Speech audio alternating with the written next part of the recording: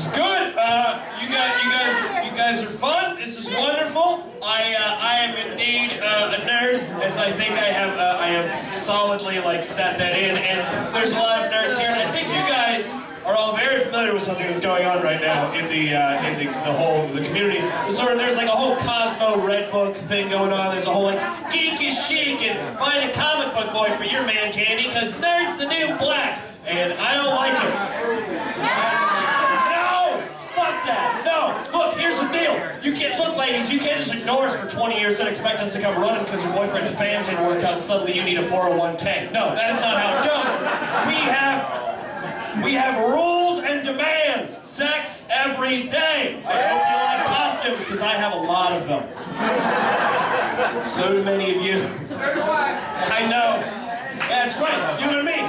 Sometimes I'm Batman, sometimes you're Superman, occasionally I'm Wonder Woman.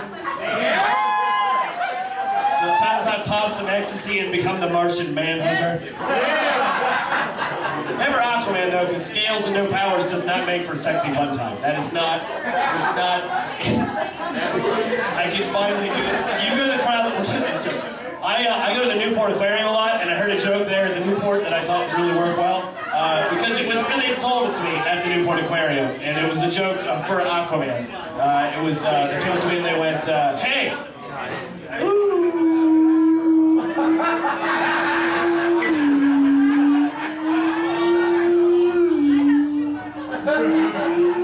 Your mom. Fuck Aquaman.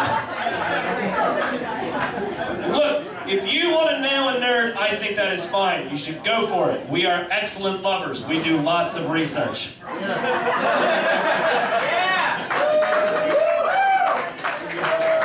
not one nerd in here who hasn't gone on Netflix and typed in the search box, sex and how.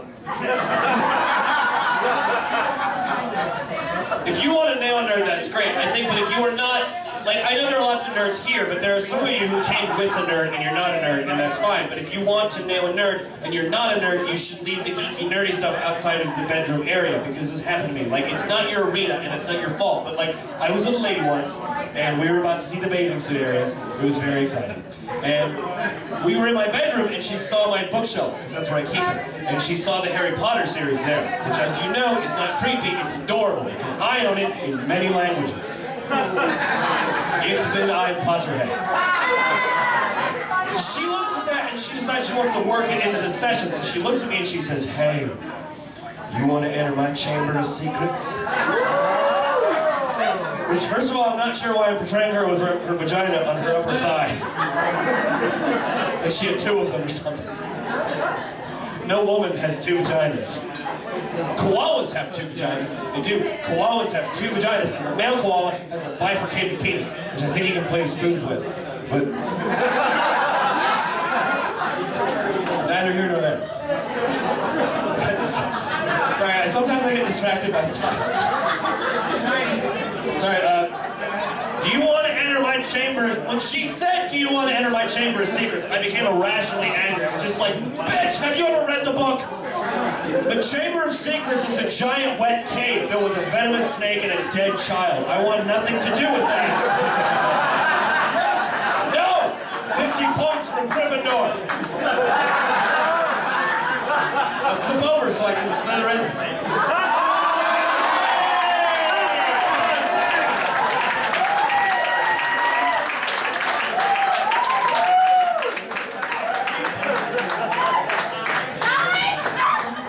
I will tell you a story now.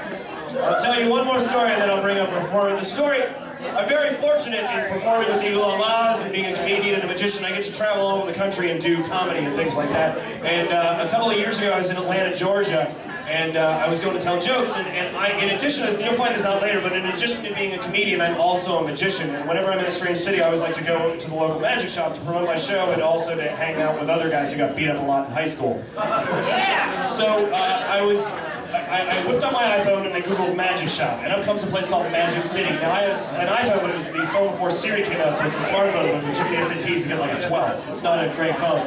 And I googled Magic Shop, and this place called Magic City comes up. And it's only 4 blocks from my hotel. I could walk there. excited. It's great. And so I go downtown, I start walking through downtown Atlanta. Have any of you ever been to downtown Atlanta before? Totally. All right, so you can back me up on this. Downtown Atlanta is a shithole.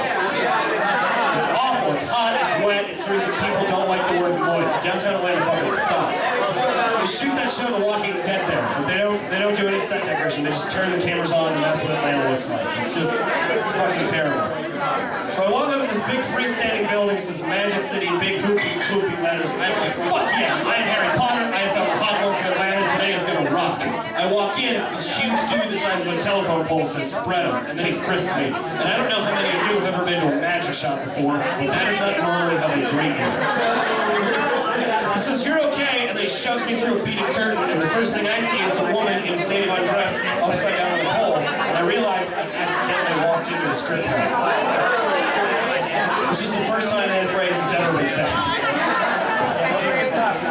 I don't like strip clubs. I like burlesque. There is art, there is skill to burlesque. I like naked women. I just don't like them paying off college loans. Strip clubs are weird. The first time I ever been in a strip club, by the way, was when I went to Canada. A buddy of mine turned 19, was in drinking age. We went to a place called the Brass Rail. We went in, sat down. The first stripper who walked out was my girlfriend at the time, who I didn't know was a stripper. So the conversation afterwards was, you didn't say we were going to a strip club. You didn't say you could pick up a stack of quarters without your hands. End of relationship. So we're in Magic City. I look at the woman on the pole, and I realize that she's African American. She's black. I realize that the bouncer was black, the bartender's black, and all the patients are black. And I'm like many of you in that I'm white. But I'm Scandinavian, so I'm the kind of white that my skin sort of softly glows under black light. And I quickly realize I'm the only white guy in an all-black strip club, and I'm glowing, and everybody sees me.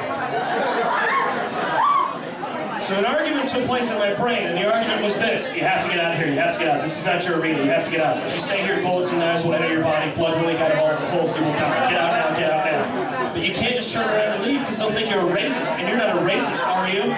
No, I'm not a racist. I am so not a racist. I am definitely not a racist. I read comic books. My favorite comic book is the Green Lantern. My favorite Green Lantern is the black one. I'm definitely not a racist.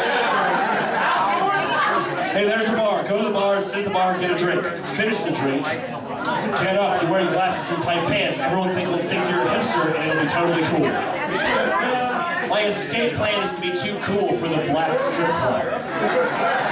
So I go to the bar. I have a $9 Miller Lite, because it's a strip club. And I'm about to finish the drink when a woman walks up to me and says, do you want to dance? And my brain said no, but my white liberal guilt said, sounds like fun! So she takes me to a couch and then grinds on me for about 10 or 15 bucks. And the song ends and she gets up and she says, are you okay? Which I don't think is how a lap dance is supposed to end. I said, I thought this was a magic shop.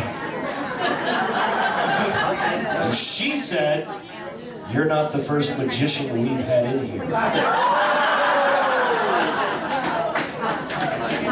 And then she took me by the hand and she walked me to the door. And as we passed the bouncer, I swear to God, I heard her say, we have another Copperfield.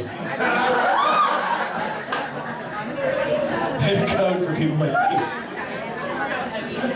Then I walked out into the Atlanta afternoon sun, and I started to walk back to my hotel. Now, if you ever feel like you're in a movie, and this is especially prevalent for nerds, because sometimes we feel like we're in a television show or some shit like that, you're gonna feel like, I'm gonna look back one more time. Don't do that. Don't ever fucking do that. Because I look back over my shoulder just one more time at Magic City, and what happened was the most humiliating moment in my adult life.